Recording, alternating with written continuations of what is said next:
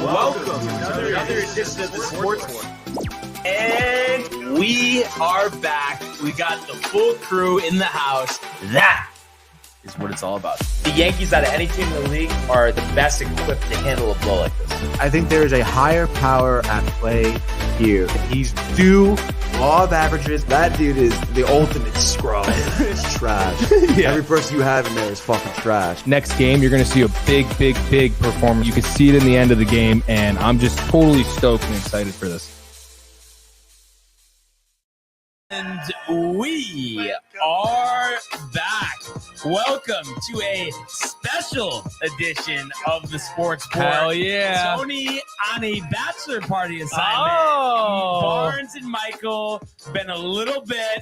We only get this a couple times a year, Yes. so it's a treat. It is. How you doing, sir? Dude, I'm doing fabuloso. Missed this. This is where it began for me. But it's the flow you guys have, the show you guys have. I wouldn't want to do anything to interrupt that glory. Oh yeah, no, and obviously I mean it's that's what just makes us here at Downtime just so great, because it's like we're so interchangeable. So it's like, yeah, me and Tony were great, but then also Zach being here a couple times a week, he just flows right in. Anytime Matt wants to come on the show, 100%. it's like he never missed a day. Same thing with you as well. So we just love to hear that. I left the end of the day. I left the little area over here just in case. You know how Matt does impromptu comes in here. I left it open for him just in case he did come on a Friday today. I don't know. Sometimes he does. Yeah. But I didn't know, because I feel like with his because of the Y though, isn't he? But you just like yeah. That would be crazy. And while Michael is away for 1 second here, we do have some comments. I'll start actually with my own here. So I did this pre-show, was just concerned about our good friend Kev Dew, saying the search for Kev Dew continues. Yankees start winning. You don't hear too much. No Yankee boy, nothing about the Mets after they lost their last game embarrassingly. So I just wanted to make sure he was okay. And we did get to hear from him after that, which we love to hear. And we'll start with Josh B here, saying happy Friday. Let's see if the Yankees can stay hot. Hashtag TCA, hashtag SportsPort. Always the skeptic. DTV. And also, of course, Josh, Kev, same thing. Love how it's the same thing with them in terms of interchangeable, being on the show, being with us. They're a part of the family as well. Just great how, there's no adjustment needing, no planning. It's a seamless transition when they're on the show as well. So we love that. And yeah, let's go Yanks, Josh. I'm feeling pretty good about this series this weekend. And then we do have Kev Dew coming out of the woodwork here saying, yo, I'm here. Unfortunately, I've been working at the Nets training facility and there's no service and did have time to come out and listen. And also saying, unfortunately, that sounds awesome. Yeah, it does sound sick. And he also says hashtag TCA, hashtag DTV, hashtag SportsPort. Yo, Josh, give me the keys to the cup so I can stop hanging on the rim. LMAO. Have a great show. Remember, live sucks free. No idea what that means. There, no. But I'm counting on Josh. Yes. Who's always on top of things. If he could just let us know what that was all about. And then we also have Tony. We do have Josh B saying bash bro. And then Tony saying Matt does impromptu, comes in, Mike quoting you. And he says, let's go Yankees. And then he says, come out, Kev. Show looks amazing, guys. And I hope he's having a great time. If you had to say, because you know Tony pretty well over the years, how many do you think he's had already today? 10, 15? Today? Because he's there right now, right? Or did he leave this morning? No, he left last or after the show, basically. Okay. So I mean, he's got to. I mean, he's. So you're saying yesterday and today, or no, today? Just today. Okay. I mean, probably 5, 6. No, I think if anything, I feel like there's some gentlemen there. They might have hopefully had some Bloody Mary mix. I could be wrong. Oh, okay. Yep. He never said let's go Yankees. I would say it's now 10. He's had a drink or two. Okay. Easing into it. It's a long day. A long weekend. And I don't know if you agree with me, but like, whenever there are times where it's like, okay, this is going to be a long day doing this, that, and like almost like the dog last week, literally. Yeah. Yep. the pace is so important. Like, I don't know. Some people, I guess, can do it. Maybe Kev Du's one of those people. But I feel like, especially at this time in life, like, I just cannot start at 10 o'clock and then go till 8 o'clock. And then, let's go out till 1 o'clock after that little break. I can't do that. So I feel like it needs to be proper drinking throughout. Like, if you're and proper everything. Like, yeah, you could start early. Let's say you got the 10 a.m., get a mimosa or a Bloody Mary. Like I said, that's always good to go because you don't feel like you're drinking. Yeah. You know what I'm saying? Right. So you got the buzz from a drink that you don't feel like you're drinking. Maybe have some food, something light. That's the thing. You don't want to overeat when you have a long day. But it's you're gonna crack up. Yeah. Everybody always says about I can't drink a lot. Like, so he already has one beer, by the way. Okay. So we got to count. That's solid. He's there's a cornhole tournament. Water at breakfast. Love to hear that. But for some reason, everybody else says it affects them. But for me, the amount that I would have over the course of a day never was affected by how much I ate. And I know everybody else says that, but it's just because I don't know. I just feel like, every day I have what I need to eat. And it's like, just because I'm drinking, I'm not going to change that. So it's always been the same. But I'm sure, I don't know if you agreed with that. Like, I never really ate. I'm the worst person. I'm talking about the normies. Yes. Like, I'm like you, where it's like, I might even eat less. Okay. Because I know, like, I'll eat, you get that eating session at the end of the night. I know that's coming. Right. So I'm always I'm looking forward to that, actually. Yeah. As like a part of the whole going out thing. But if it's like an all day thing, you got to have lunch or something. Yeah. I mean, and then I'm just doing it, Yeah. Like, Tony just does it. He gets it. I know Tony is the number one guy at this. He can rally like crazy and keep it going and have a good, he could be having no sleep and then be in a good mood in the morning, even feeling like shit, which is very hard to do. Why do you think though? Because like it sounds like a call him out, but I'm not. But it's like, why do you think like he always just like? I feel like he like almost is like takes like pride in like saying that like he doesn't get hungover, like no matter what. Like he'd be drinking all night. No, it's it's his ego. He's trying to be like, oh, I'm a superhero. It's just not.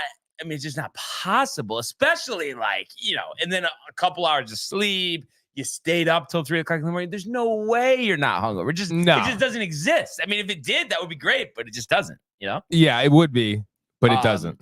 And then, so hope he has a great weekend. He says that people are jealous. So, I mean, I am jealous because honestly, I am miserable, Tony, if I have a marathon, not enough sleep. Can't do it. Just want to fast forward to the next day. Maybe Tony should write a book. Yeah, and educate all of us on how he does it. Because I don't know how you felt, but like, yes, it would help. But even tons of water, the sauna, I still feel like I'm still dying to get to the next day at the end of the day. I know. I'm with you on that. I mean, or just get more alcohol in you. Yeah. But I know it's tough. It's tough because that cycle of drinking, then immediately you want to have for eats something greasy, something sloppy. Right. Which isn't good for you. And then once you're finally back feeling like there, it's like, oh, let me get another drink. And it's just like, no idea what it says. Just in case, maybe it's not PG. I'll listen to it after, but I just got a audio message from Kev. So I'll have to listen to that after the show with Michael. Yes, definitely. But I did actually, I'm glad that he did comment. Are you hungry after this? Could you eat something quickly? What is it? Lasagna. From Tony's mom, because we have so much. It would be a slice. But you know what? No, but you know what? I would take it to go. The only reason I don't want to eat it is just because I'm gonna go to the gym a little later. So we'll slice you up one to go. One to go. Absolutely beautiful. Always appreciate. Renee said you wouldn't. I said he would. So I'm glad I won that. Yeah, exactly. I mean, it's Tony's mom's lasagna. Yeah. No, and Tony always makes fun of me too because a lot of times they go say, "Oh, you want a bagel? You want this or that?" And I always do like that.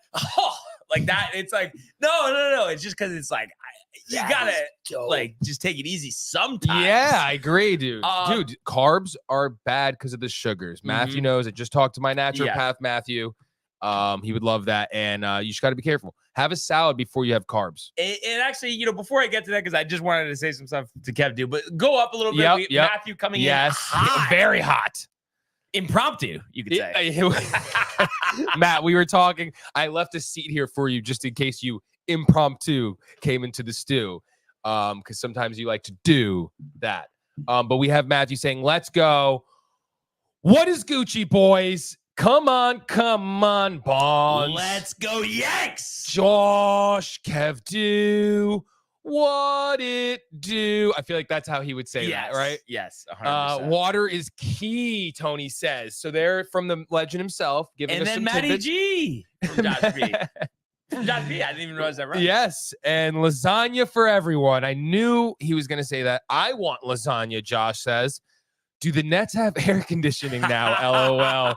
And then Kev Do saying, Matty G. All right. So I've been waiting to say this. So obviously with Kev, the search party and stuff, just wanted to know all regarding the Mets Yankees talk.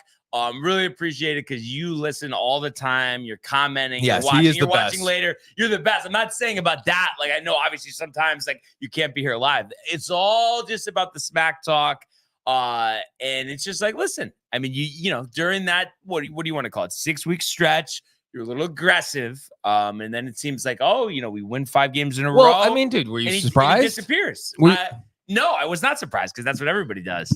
Yeah, I mean, it's like me and Tony, you know, had the great debate yesterday with the whole Yankees, Mets. It's live like I live at home. What is he talking about? No, because I'm saying, are you surprised because of, you know, his history in terms of, I mean, you were firsthand recipient of it with Madden. Right. The smack talk, dude, leading up to that, you forget, dude, it was crazy. It was like months. Yeah, it was. It was months. And then you obliterated his dreams of being a Madden player. And so yeah. So it's just like, listen, you know, seemed like you're coming a little strong. Yankees seem like they've turned it around. You've kind of retreated a little bit. And I mean, listen, let's go by history. You know, I'm not, you know, worried about, you know, anything changing the end of the season. I think the pecking order, dude, did you see the thing I sent for a long time? It's okay if you didn't. I'll tell you. What is it? It was Jazz. Yeah. Talking about how I saw that interview. How sick I is saw that? interview. Yeah. Jeter again making big plays for the Yankees, even in retirement. Are we going to get Jeter in the front office? I mean, or we want him. Cashman's position. Get him out of here. Yeah, Cashman, I'd have to go. But also, I don't know if Jeter wants to grind. But maybe it looks like he does. But if he felt, I don't know, just because the family, the kids, the wife. True, you're right. He is a family man. But yeah, no, he's a Yankee man, though. And maybe if he felt like he needed to. But listen, like I want him around, but at the same time, I don't want it to be that he feels like he needs to be the savior just because let's win instead. I mean, he already did a lot for us already now with Jazz. He did actually when he was on Fox, you know, and now say that, oh, I think the Yankees should get Juan Soto last season. So it's kind of interesting that he said that. So you see, he's in the ears of your boy. Exactly. And then Kev Dude saying Matty G, Matthew saying Michael, look at you in that productive chair. Look at the two of you, Tony Art where thou. Tony, our typical Mets fan moves, and then Tony saying Matty. Tony's at a bachelor party, Matthew. But I am interested here, and I really do want an honest opinion, Michael, yes, because I know just obviously, you know, you grew up a Yankee fan, you're gonna side with me, but just that part aside, like just really I could do it like you're Judge Torrey. I could do this. Okay. You love that. I know you probably heard, you know, me and Tony, our conversation yesterday went on for a while. I did. And I just want your honest opinion because I know, yes, at the end of the day, am I harder on the Mets than any other team? Probably. But at the same time, I'd say Boston, you're a little harder. True. You are. Because the city gets the grunt of it too. What's your opinion on what I'm saying? Is it right to say that it's like if they want respect, they have to earn it? Is there anything crazy? No, I don't see why there's such craziness and jibber jabber about this. Because honestly, in 2015, if they had won, different story. But they didn't. Exactly. And everybody wants to say, well, you guys only won in 2009. It's like, all right, but how many do we have, dude? We don't have 3 or 2. Right. We have 28. 27. Hopefully 28 later this year. Yes, especially with Jazz coming. I love the energy. No, dude, 100%. The Mets got to win. And, you know, I've told this story many of times. Matt has heard it. I grew up with Met fans as friends. Uh-huh. And I'm talking like their parents were diehards. So like we'd be at homes, big Mets games in the last, 15 years. I've seen them literally live. Yeah. The great Kev, do you want to talk about live? Yeah, dude, the great falls of those great seasons, those falls, demises, I've seen them all. So I kind of have more of a soft spot than you do for Mets fans. But dude, you got to win. But it's a couple things. It's like, well, first of all, would I even be talking Mets if they like just weren't coming at us? Like that's the biggest thing. You're little brother syndrome though. But you're waiting for something, then you're going, and it's just like, listen, you could say whatever you want, like do the side-by-side comparison. It's not even close. So I just feel like it's like embarrassing to think that there's any type of comparison. And listen, that doesn't let the Yankees off the hook for not winning the last 15 years. We've obviously established a tradition that, requires way higher standards than that. But just reason being, if we have to do a side-by-side comparison, we're still far out in front. And it's like the Mets think that they're somewhat close. It's like they struggle to even be in the playoffs. And it's just like you could say, oh, the goal is not to just make the playoffs. But at the same time, you have to be in the playoffs to even have a chance. So most years, the Mets have no chance. So it's just like. And I heard you guys were talking about the roster too. And that was like Tony on his high horse a little bit. I mean, Mets roster honestly sucks. Like it's there's barely anybody on the team that's any good. I mean, that's a little crazy. A little crazy. I agree. I was a little shocked that he said that. I mean, he's arguing Lindor, top shortstop in the league. And he's still hitting 250. He's been on a bender, but he's hitting 250. And he's on the rise. And he has like 22 home runs. Dude, if he's Judge has 39. If he's hitting 250, he's been on the rise. That doesn't sound too good. Yeah, exactly. Like each season every year he has to have long stretches of being terrible. That doesn't make a great player. No. At all. No, because you need him all season. Yeah. You need your stars to be there all season. Sure, the grunts can have stretches like that. Yeah. But I mean, like Judge did have that stretch early, but that was it. And he was coming back from injury. And then his last 80 games, I think he's hitting 360. I mean, come on. So it's just like, and when you look at, and I feel bad for Petey, dude. I have said he's unmarketable because he is. I mean, they haven't marketed him properly. They should have him in like Levi's commercials or stuff like that. Yeah. But I just feel bad. Homegrown. That definitely has to get in your head. Like contract year. Glaber. Team shitting, but Glaber just sucks. He sucks. Petey, I just and that's. I mean, it's tough for the Mets, dude. The trajectory. Sure, they got good prospects coming. Alvarez is struggling right now, but he's still great. I love him. No, but they honestly go ahead. They could use a couple more prospects. Let's just put it that way. And like, not to say again, because I know it will always come back to the comparison. Not to say the Yankees have like the best farm system in the world at all. I'm not saying that, but the Mets have really struggled, with development. Even the guys that they're counting on just aren't performing right now. So you mentioned Alvarez. That's a guy who could be good, but I mean, this year has been a tough one for him. It's been, dude. I mean, being on a team, that energy is tough. Like on an up and down team, not knowing what's going on. Mm-hmm. Are we going to make the wild card? Are we not? Do we suck? Do we not? That just has to suck to be on that. Yeah, but at least the Yankees, everybody's like, oh, they're not having fun. They're not. Fun is when you win the World Series. But you know what else is too? I think every Mets fan, and a lot of them, like Kev do, probably wouldn't admit to this. But I think it's just one of those things where that hot stretch, so it's like it got them really excited, but deep down, they know that they don't have the horses. Like it's not a good roster. And you want to go back to a couple of years ago when they won 100 games, that was a good roster. You want to go back to 2015, that was a good roster, but they just have not done a good job with roster construction the last couple of years or player development. And that's why they're left with what they have. They don't really have players. I was mentioning this to Tony yesterday that it's like any other teams like are dying to have, like we need to have. And like you said, maybe Alvarez gets to that. I hope he does. I have him on my fantasy league keeper. He's a pit bull. He's a pit bull. Yeah, no, and you always respect an offensive catcher, but then also has the rocket arm. Oh, you love that. And Vientos has had a great season. We'll see if he can keep it up. He was very inconsistent last year, but he's been very good this year. So yeah, they just need more talent at the end of the day. And again, too, and I don't know what you think about this, but I'm also surprised, the Tonys, the Kev Dews, that they're not more tight at Steve Cohen. Yo, dude. I agree. Tony I always agree. defends him. I know. I agree. I agree. I don't understand it. I mean, he was supposed to come in and things were supposed to be moving quick. And then he argues, well, he did. He got the best pitcher. He was He got 40-year-olds. He signed 40-year-olds and gave him $100 million. But then he made a good decision and traded them away before. And then the prospects are sucking this year. No, but it just, come on.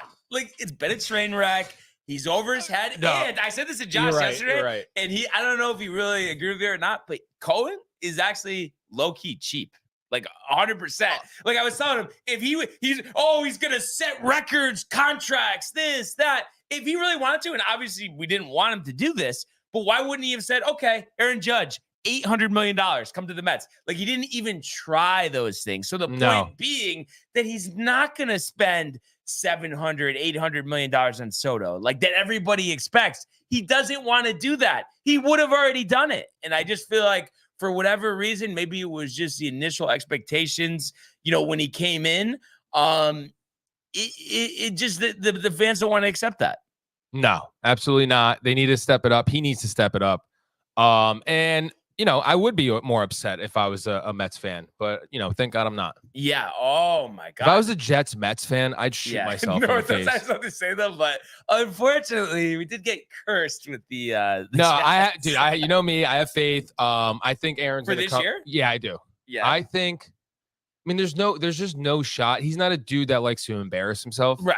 And I don't know. I just can see a quick 4-0 start and everybody just, Aaron, he's the best.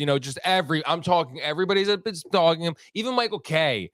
Oh, I guess the retreat was great. 4-0. I could just see it. Yeah. No, you're right. I could see it. It's going to happen, dude. They're going to come out swinging. Yeah. The whole team, they all know it's like they got this window. But honestly, and this doesn't make any sense because, of course, yes, it's a 17-game season here. But I honestly think we're going to see a lot about this team. Week 1, Monday Night Football, standalone national game, San Francisco 49ers defending NFC champions. What are we going to see? Because I think it's like, okay, of course you go into every game. Of course you want to win. But I think it's like, yes, that's number one goal. But at the same time, like you need to see some fight here. If they go into that game and they get torched by the Niners, because we've seen Rodgers beginning of the year struggle.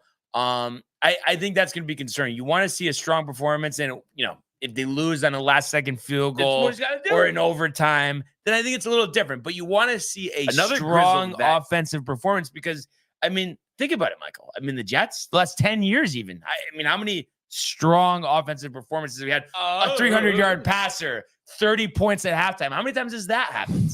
Dude, stop it. Yeah. That, honestly, I still hold on to Vinny Testaverde. Think about that. And 98. I was freaking 7. 98.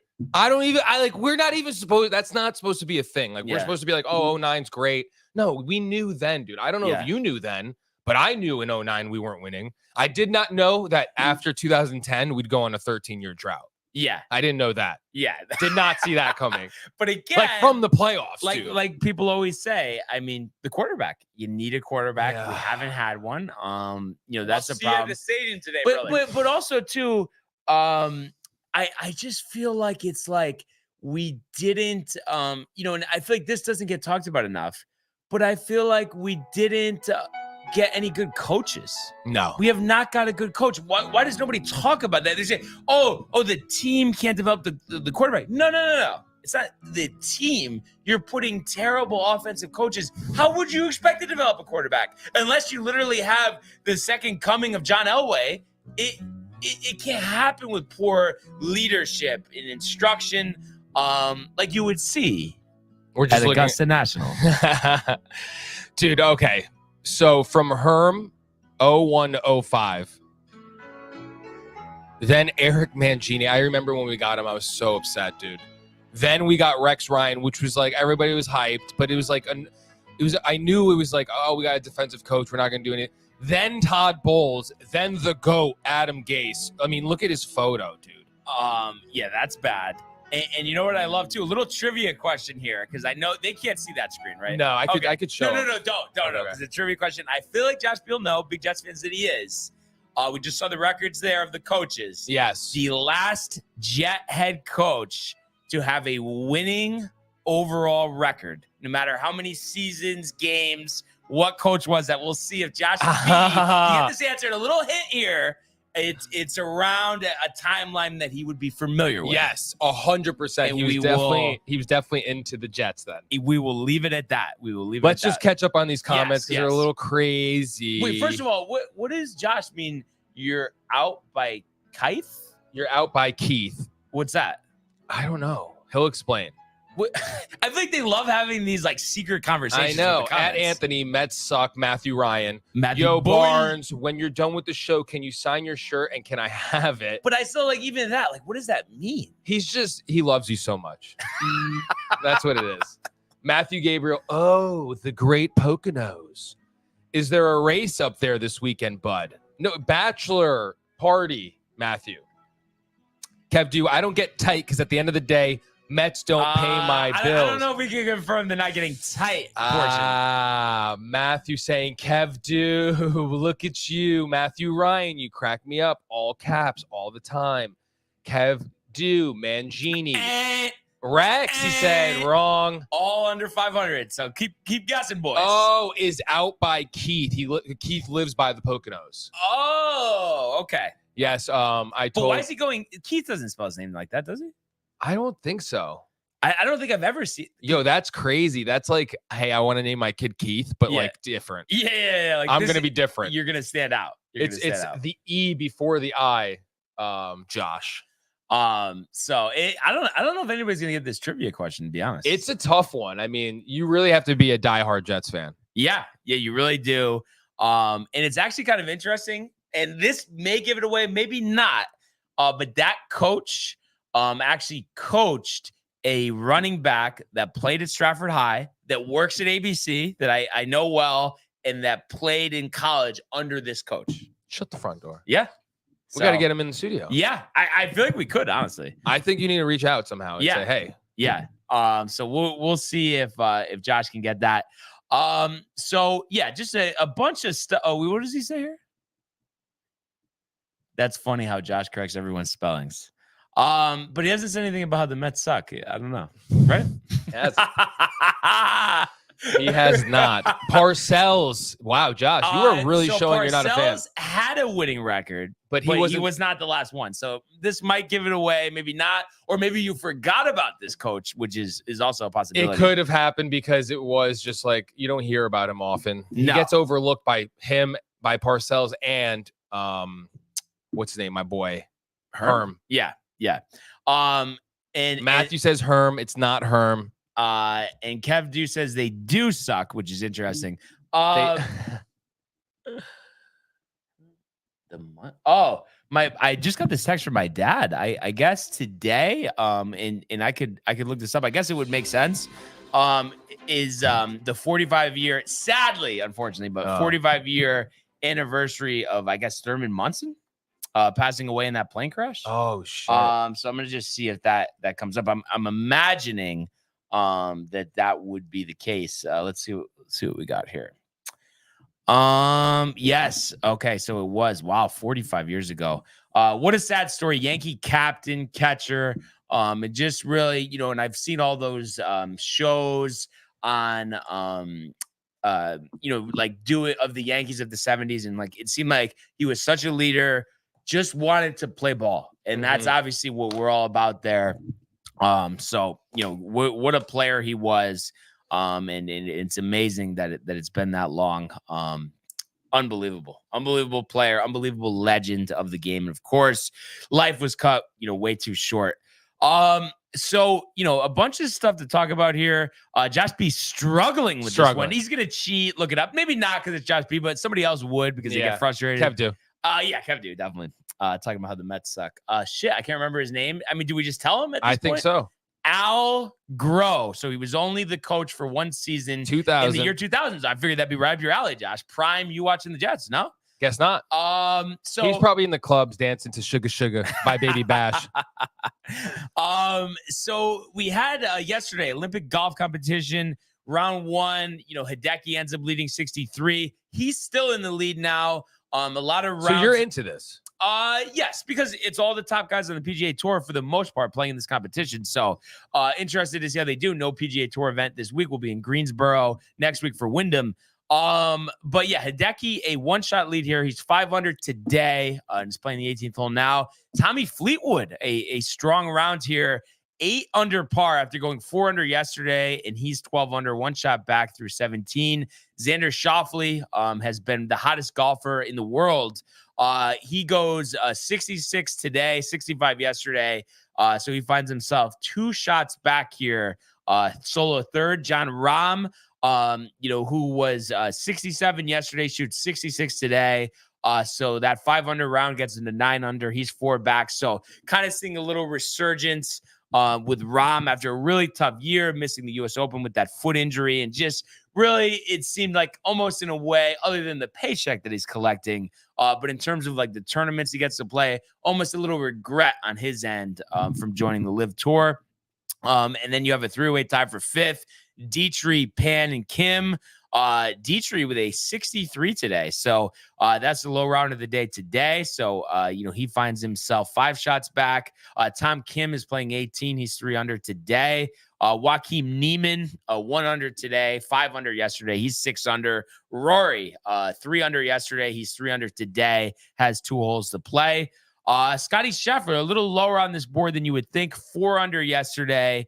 And he's 1 under today, playing the 17th hole. Colin Morikawa, 68 today, 70 yesterday. He's -4. Ludwig Aubert, my pick to win this thing. He finds himself, 9 shots back. It's 3 under yesterday, 1 under through 16 today. And your last place golfer, because I always like to take a look at this, Camilo Villegas, 76 yesterday, 74 today. So he finds himself at +8. And also one other one here, Victor Hovland, +3 overall, shot 1 under yesterday, but +4 today. So tight up top, a lot of big names. And we did have a little switcherooski here. So wow, okay. So now I guess Hideki dropped a shot at 18, whatever the case is. So now it's a 3-way tie at 11 under between Xander, Fleetwood, and Matsuyama, with Rahm lurking, 2 shots back. So that's interesting. Must have had some late bogeys. Weird how they update this thing. For whatever reason, it just doesn't update properly. Broadcast is usually ahead. Nevertheless, I think we're going to see an exciting finish over the weekend. And we'll keep an eye if anything really develops the rest of the show. But most golfers have finished their rounds. Couple guys like Aubert, you have a couple holes left, or Scotty. So we'll have to see what happens. But let's officially go, Michael, to the world of Major League Baseball.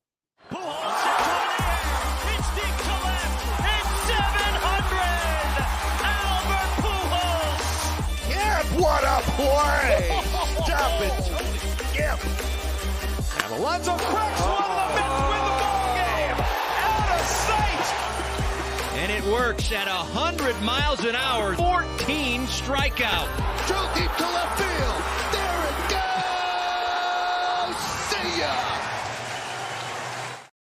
All right. So a quiet night in Major League Baseball last night. I think there was 5 games, and just kind of running through those, being that there was no local action last night.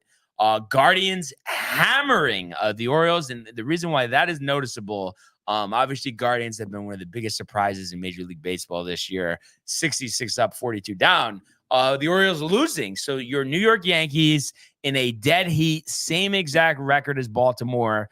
And we talked about the manageable schedule yesterday. So really an opportunity here, especially starting this weekend with Toronto. I mean, no excuse not to take 2 out of 3. Really should be a sweep situation. Sometimes, we've struggled to put the Blue Jays away. Guerrero always seems to hit home runs. So we'll have to see what happens, but, obviously excited to watch the game tonight. Seth Lugo, to Tony's, I guess pleasure here. Continuing his hot streak, 13 wins now in the season after a 7-1 victory here ERA sitting at 2.57. It's crazy to think that this late in the season, Seth Lugo could win the Cy Young Award. Who would have thought that? We talked about Charlie Morton with that, easy spot there against the Marlins. 6 scoreless innings here to get his 6th win of the year. So the Braves winning that game 4-2. We saw the Cubs over the Cardinals. I think Tony had actually picked the Cardinals, but their closer Helsley blowing it late. So the Cubs moving to 53 and 58. And then we saw the Rockies defeating the Angels 5-4. So that game going into extra innings. And I guess the Angels with a late error there, and it just the misery for all Angels fans continue there. Just the fact that, of course, right now with this loss, 15 games under 500. Rendon obviously injured again, paying him all that money, but Mike Trout out for the season again. And had gotten injured about a week ago. Or a little longer than that, but on a rehab assignment. And then they announced yesterday he'll be healthy for spring training, but will miss the remainder of this season. And the GM, and I don't know if you saw this, Michael, with some bold words saying that you're going to probably see Mike Trout's best season of his career next season. The look in his eye when he found out that he's out for the season, that he's expecting him to hit not 50, not 60, but 70 home runs next season. Quoting the general manager, that's what he said. 70 home runs, something that's only been done twice in Major League Baseball history. Is he going to be on the same regimen as the last guy who did it? Probably. I mean, it wouldn't be a bad idea too. The injuries, quicker recovery. I would. Just saying. No, I wouldn't. No, obviously. But it is a shame with Trout. I love him. Yeah, Yankee fan. And he's. I think next season will already be 33. And he's a Northeast kid. Yankee fan. Always thought he would play for the Yankees. Me too. But at this point, we got. I would take him for a minimum. The problem is he has 6 years and $200 million left in his contract. So minimum, my ass, Michael. Maybe the Angels just eat it and be like, hey, you know what? We fucked your career. Just go to the Yankees for real cheap and win a World Series. But it's just crazy that he's played in 3 career playoff games, and are we expecting them to make the playoffs next year? I mean, we'll see. But talk about an organization that botched it. Yeah, I mean, like they're like the Packers almost. I mean, but worse, way worse. I mean, at least the Packers win titles, 2 go to the playoffs. The Angels win 0 though. I know you're right. And then are 20 games under 500. So definitely tough if you're an Anaheim Angels fan there. So we have a couple big series here for both New York teams. Yankees returning home, after their highly successful road trip, on a 5-game winning streak here. We mentioned, they are playing the Blue Jays, and the pitching matchup tonight is Marcus Stroman and Kevin Gausman. I think this is a big start for Stroman. In a way, me and Tony always talk about batting practice. I mean, last couple times out, he hasn't looked great. I mean, you look at the numbers, still solid overall. 7-5, 3.64.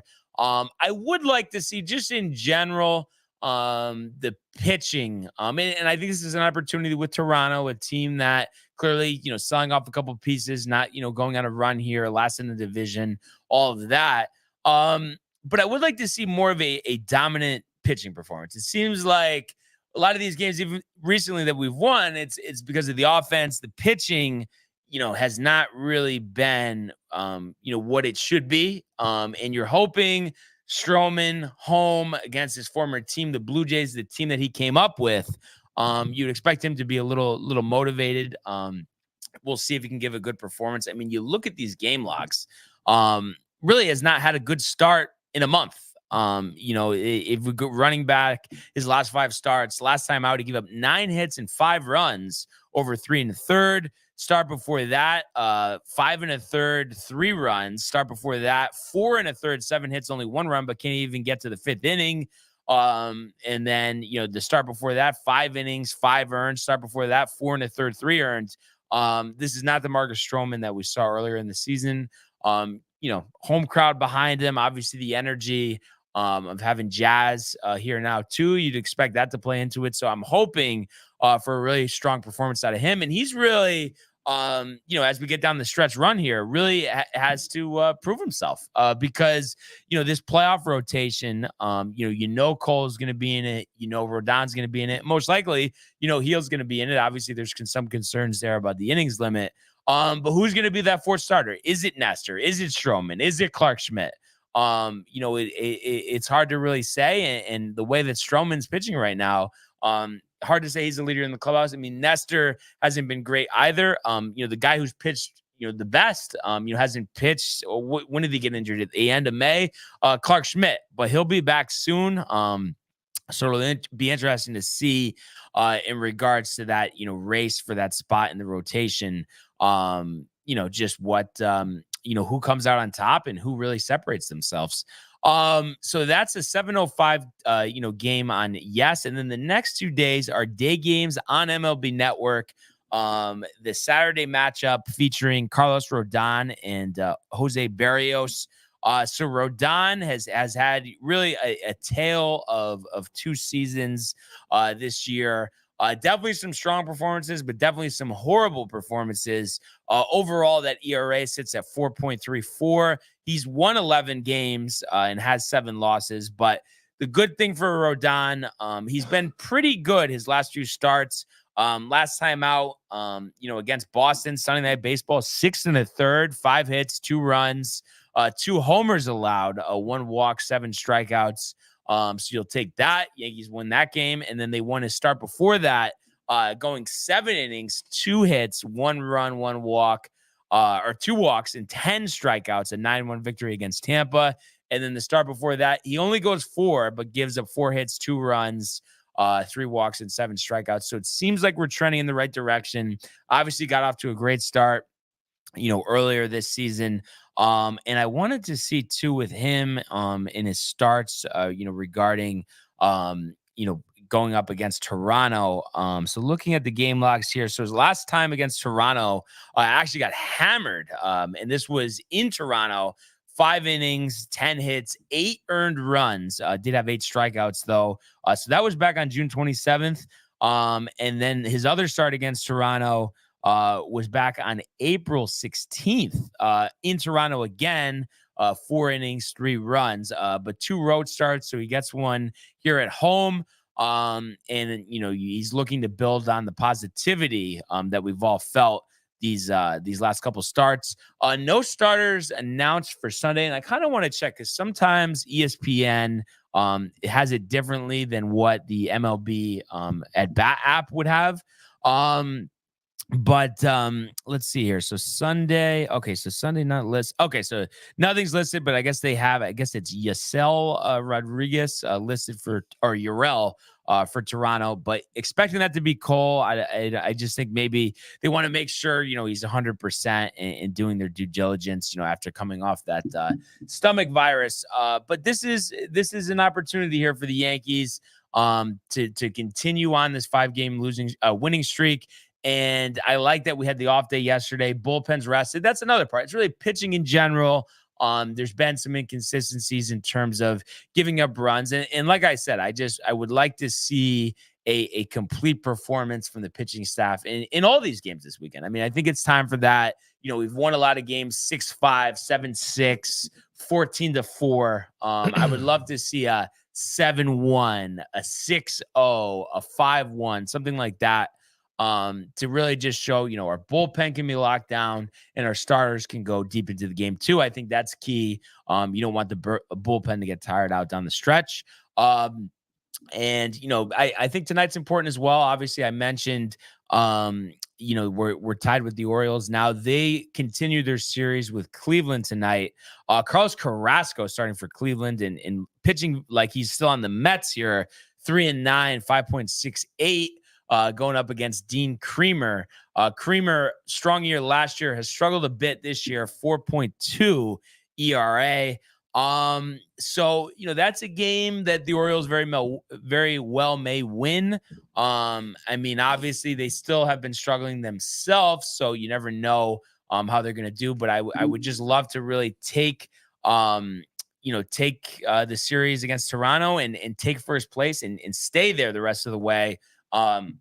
Of course, at the end of the day, the goal is to just get into the postseason. But I think there is something to, getting that bye, avoiding the wild card round, and being, planning yourself squarely in the American League Division Series. And I really do look forward to that. And this is going to be just such a fun stretch run here. You just love seeing teams jockeying for position and what playoff matches are going to be, what rotations are going to look like.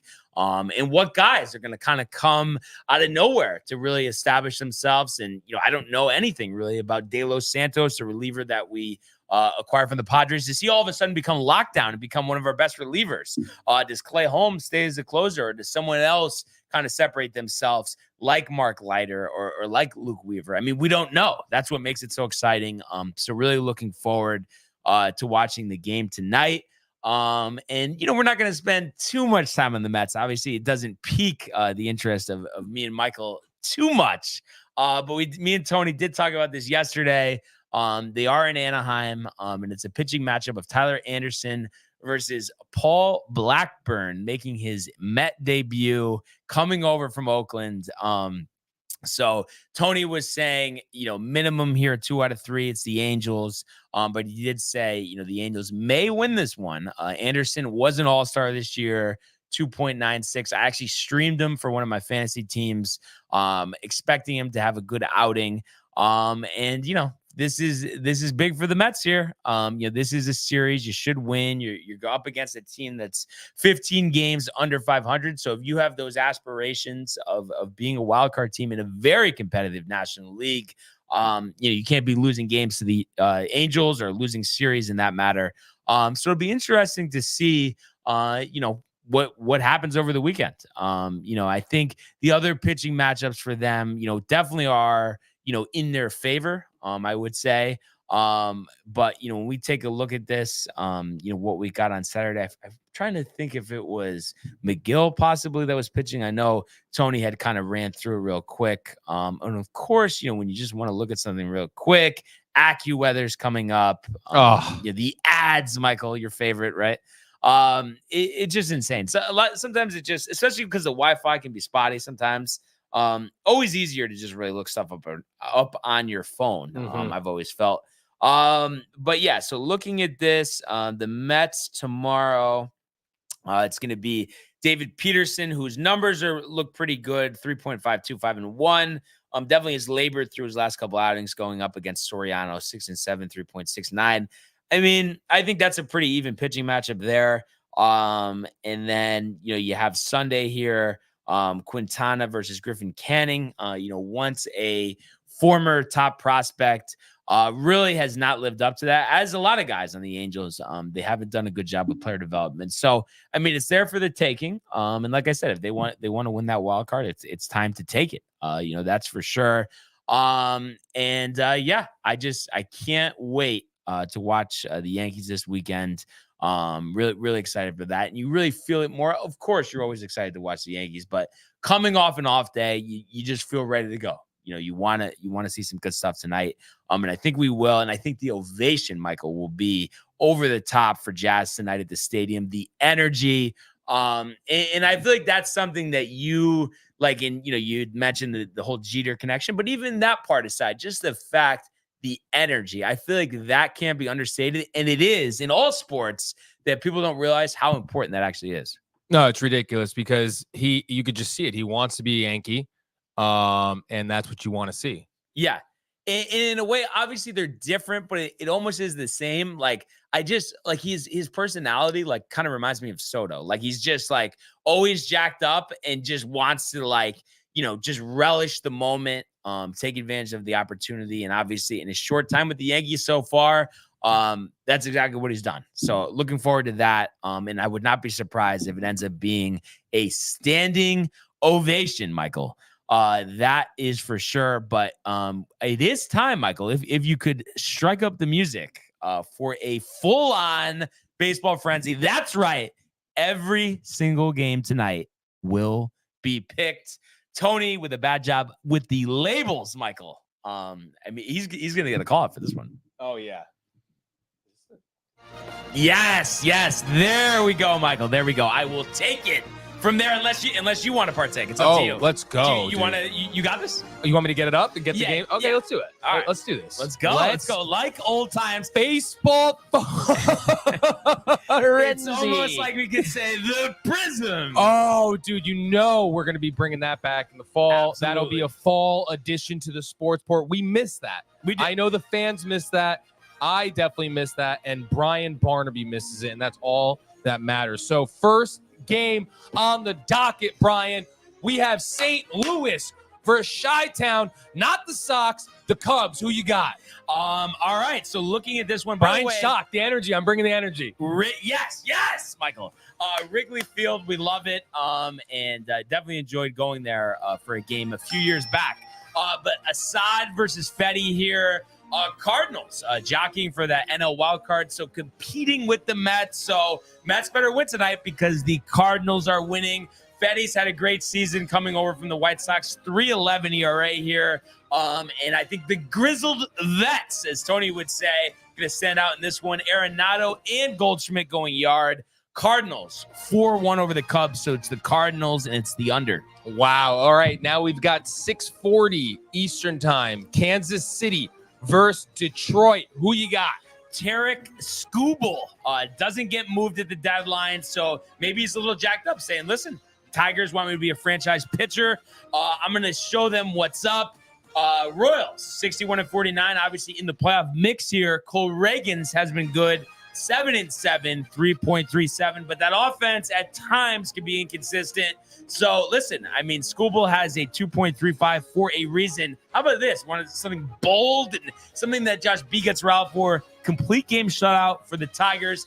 And let's take it a step further. Let's do it. A walk-off home run by Tony's favorite Matt of all time, Javi Baez. Wow. 1-0 Tigers. Wow. 6:40 again, Eastern time. We got the Diamondbacks, who, ever since they beat the Yankees in the World Series, I hate, versus Pittsburgh. Who you got? You know it, Michael. And the Pirates. I hate them. I like the Pirates, honestly. And O'Neal Cruz, you got Paul Skeens, Brian Reynolds is pretty good as well. That fan base has struggled. They really want to get back to the playoffs. Ortiz has pitched well, 5-2, 2.75. Fought, who spells their name like that, by the way? 5-6, 3.92. Anyhow, Michael, I think a tightly contested game, probably a good pitching matchup. End of the day, how about another walk-off home run? O'Neal Cruz, who was named after Paul O'Neill, so I know you love that. I love that. The walk-off home run, 3-2 Pirates in the under. Wow. Should they put the mortgage on those two bets? Anyway, Absolutely. 6:45 again on Apple TV again. Kansas City game was also on Apple TV Plus. Milwaukee versus Washington. Who you got? All right, so obviously Milwaukee leaders in the Central here, but Frankie Montas, we know him too well from the Yankees, a 5 ERA. Somehow he was a trade target for Milwaukee, acquiring him from Cincinnati. Jake Irvin getting the start for Washington here. He's pitched a lot better this year, 8-8, 3.44. Listen, you're not expecting the Nationals to beat the Brewers, but I think on this night, because of the ineptitude of Frankie Montas, the Nationals get to him early, often, winning this game 7-3. Nationals over. Next game, Michael. Yankees win. Are we going to be hearing that at 7:05 p.m. Eastern time? Toronto, your New York Yankees, who you got? Let's go. Stroman is going to be jacked up. Jazz is going to be jacked up. Judge is going to be jacked up. Soto is going to be jacked up. Do I need to continue here, Michael? The Blue Jays in shambles, 50-59, trading away pieces at the deadline. Kevin Gausman had been great the last couple of years, struggling this year, 4.44. And how about this? It's one of those things, you just see it, his Yankee Stadium moment. Jazz Chisholm, first Yankee at bat, a grand slam in the first inning. Wow. Gets the curtain call. Yankees a bloodbath. Stroman, 6 scoreless innings. Yankees 12-2 over Toronto. Yankees in the over. Wow. If you're a Yankee fan, that's what you want to hear. Next game, 7:05. We got Baltimore. We got Cleveland. Who you got? All right. We talked about this pitching matchup before. Carrasco has gotten hammered. And while the Orioles aren't playing well, the Guardians are playing better. It's hard for me to decide with Cleveland here just because Carrasco's been that bad. I think their offense, which needs to get going, will get going. Jackson Holiday back up from the minors. That's exciting. So unfortunately for us Yankee fans, the Orioles do win tonight. I'm going to say by the mark of 6-4. So it's the Orioles and it's the over. Wow. The next team forever will be judged, might I say, for almost getting judged. San Francisco versus Cincinnati. Who you got? The Arson Judges, 2 under 500, traded Soler at the deadline, held on to Snell.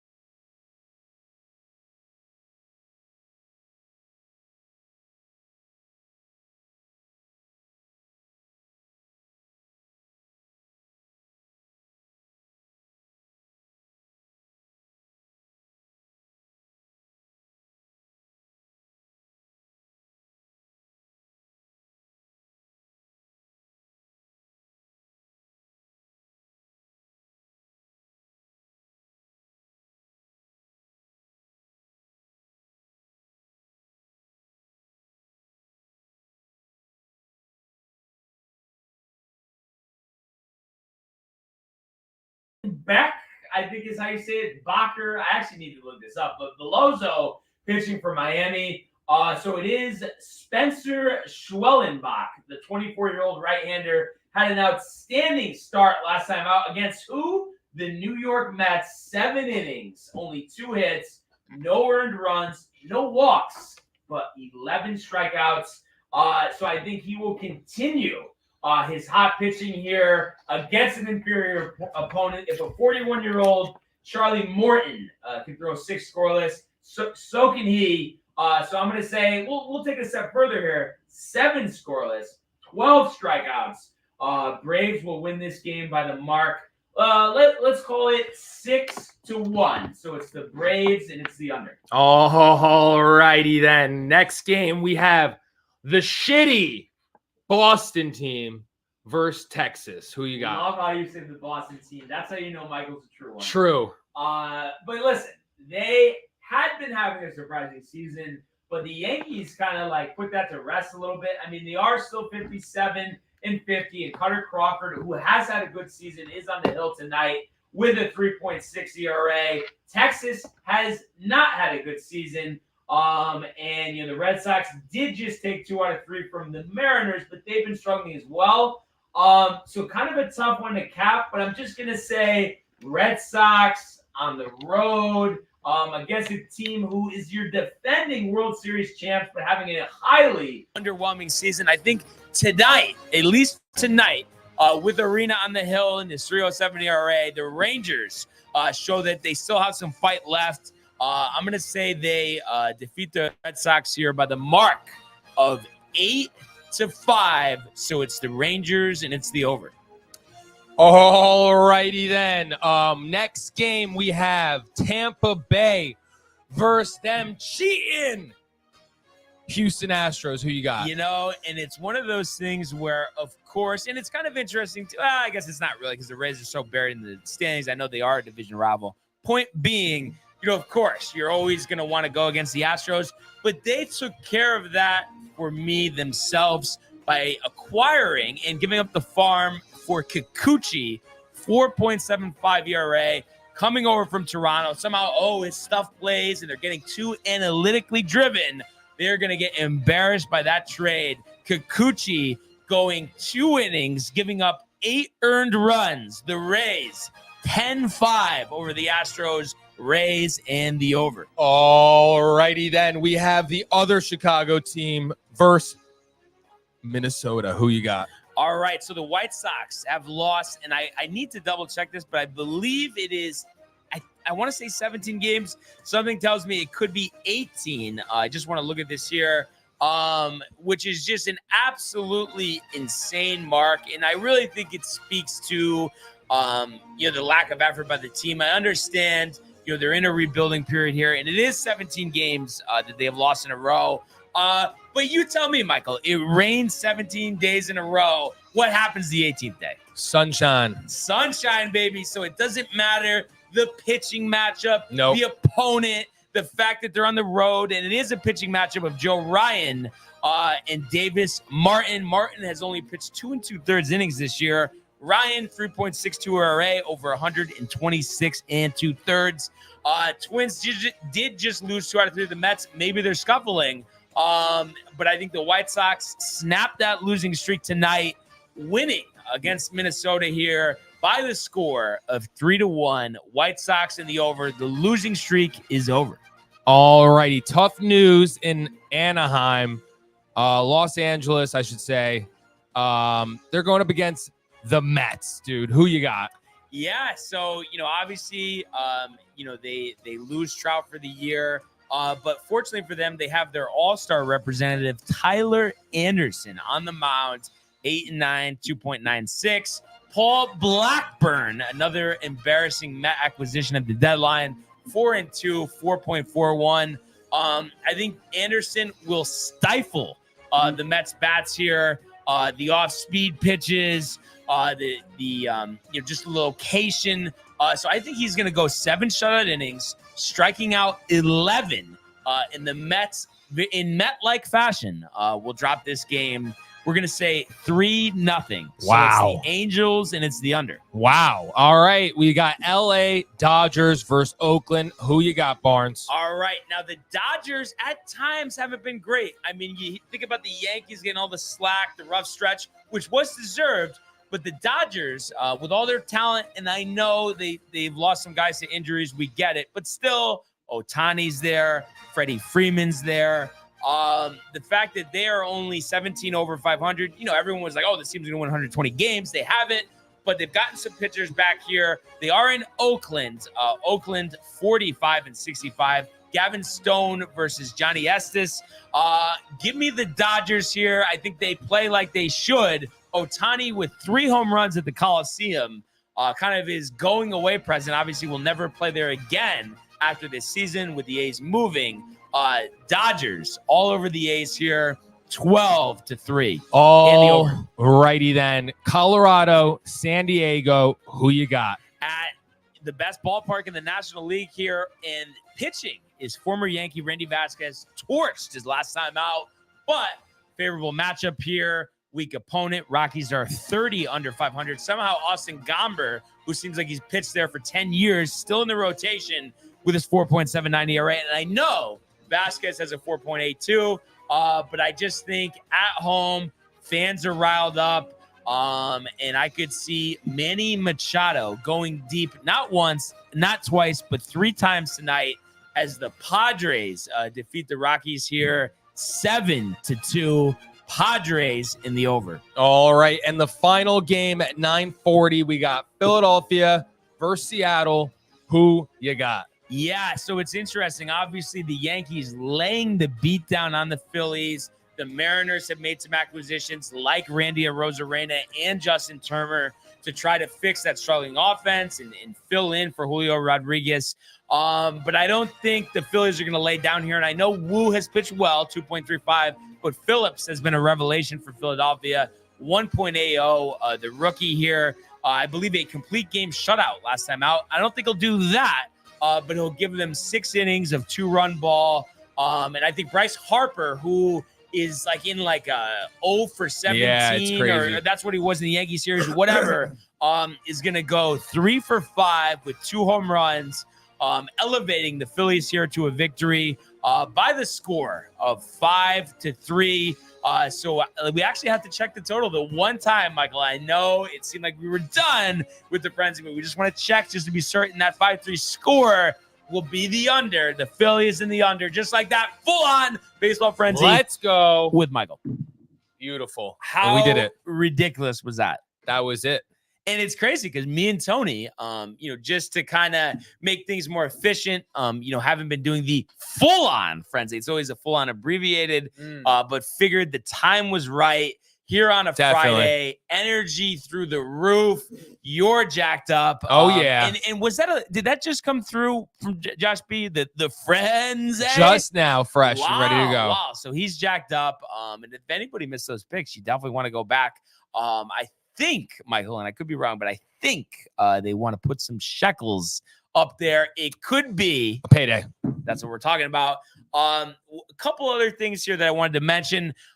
We did have our first game, obviously a preseason one of the NFL season last night, and it was rained shortened. So these preseason games, they will call them early if weather, gives them no other choice. But we saw the Bears defeat the Texans 21-17. Obviously, not too many guys of note here playing in this game. But how about former Jet great Tim Boyle? Wow. 2 for 5 for 17 yards. Davis Mills, though, did get the start for the Texans. Obviously, Stroud, the established starter here, but battling it out between Keenum and Boyle. And you would think Keenum, the veteran, they like that angle, but Mills, couple-year player, has shown promise at times. Be interesting to see if they keep 3 quarterbacks.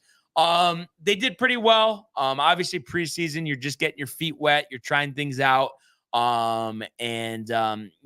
We'll see. The Bears are going to be interesting to watch. I feel like, Michael, because you're very on top of your TikToks and stuff. Mm-hmm. Have you seen much on Bears first-year quarterback, overall pick, Caleb Williams? Not good stuff. Give me something there. Apparently, does he he's a remind diva? you of anybody, though? Does he remind you of somebody? Doesn't he remind you of what's his name in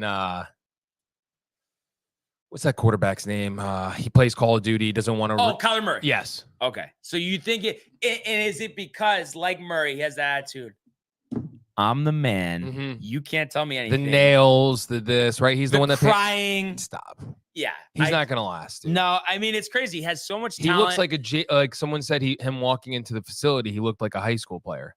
Yeah. Because of his frame and everything. Yeah. Yeah, no, he is slender. I mean, he performed well in college, but you just have to wonder, the leadership side of things, the buying in, the work ethic. Will that rear its ugly head? He also had some problems at SC with some turnovers. Oh, my God. The Bears have a stacked roster around them. So even though they're a team that, no one's expecting to hoist the Lombardi trophy at the end of the season, I think there are just some expectations because of that receiver room. And because, of course, he's the first overall pick, they trade Justin Fields. They want to see something. So that'll be interesting to see how he performs. And on the other side here for the Texans, obviously Stroud not playing either. But he had that great season last year, winning a playoff game. D'Amico Ryans into his second year with Stroud. You would think big things coming for the Texans. They get Diggs from the Bills. So it'll be really interesting to see, can they take that next step? Obviously losing to the Ravens last year, in the divisional round. What do they look like, this year? So that's going to be a fascinating storyline. What's an interesting one that, obviously as we get closer to the start of the regular season, we'll do kind of more of a preview here.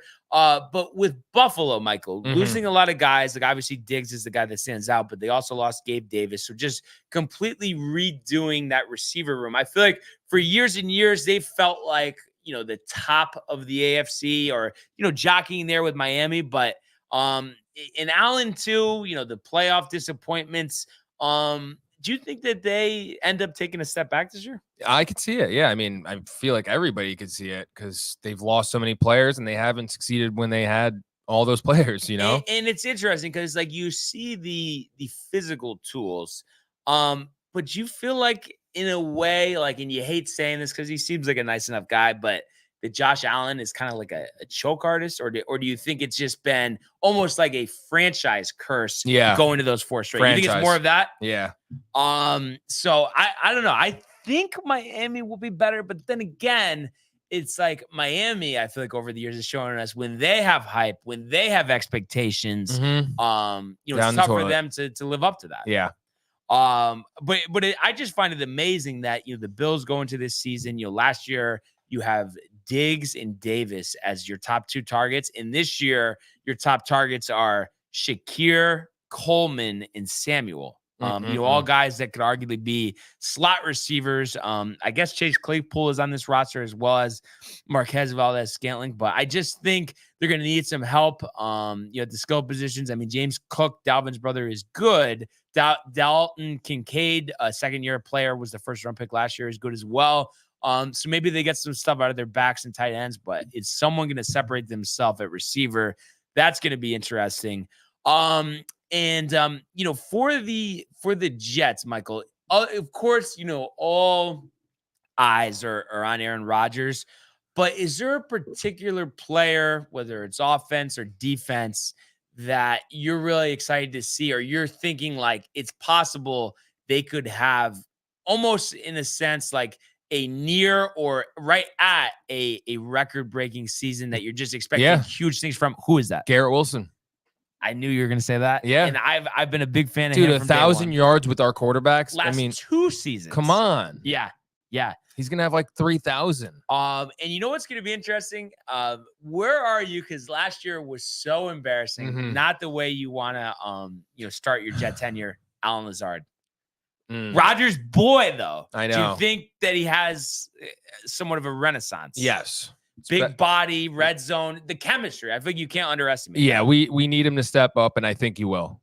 Mike Williams from the Chargers, that's going to be big. And then also, too, I feel like, maybe just because the Jets have been so inept on offense, but Breece Hall doesn't get talked about that much. Are you big on him? Yes, I think he's going to be huge this year. Top running back in the league. Only 23 years old, obviously entering his 3rd year in the league.